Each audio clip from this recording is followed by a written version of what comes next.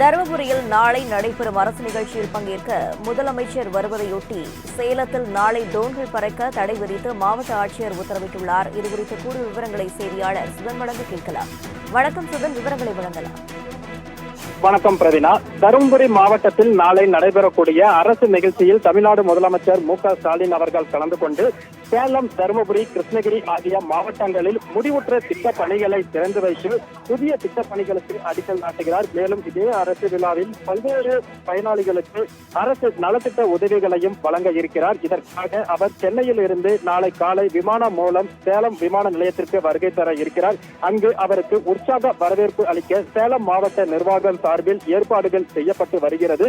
இதையொட்டி முதலமைச்சர் வருகையை அடுத்து தற்போது நாளை காலை 6 மணி முதல் மாலை 6 மணி வரை சேலம் மாவட்டத்தில் ட்ரோன்கள் பறக்க தடை விதித்து சேலம் மாவட்ட ஆட்சியர் பிருந்தா தேவி உத்தரவு பிறப்பித்திருக்கிறார்.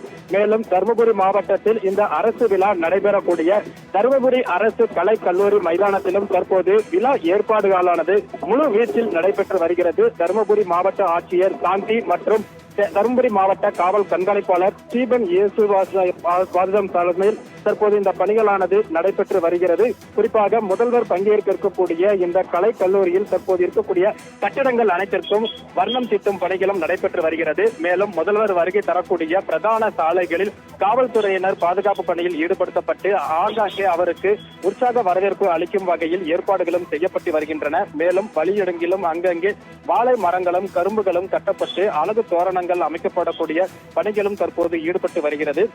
முதல்வர் வருகையை தொடர்ந்து தற்போது சேலம் மற்றும் தருமபுரி ஆகிய 2 மாவட்டங்களிலும் போலீஸ் பாதுகாப்பு தீவிரப்படுத்தப்பட்டிருக்கிறது. பிரவீனா,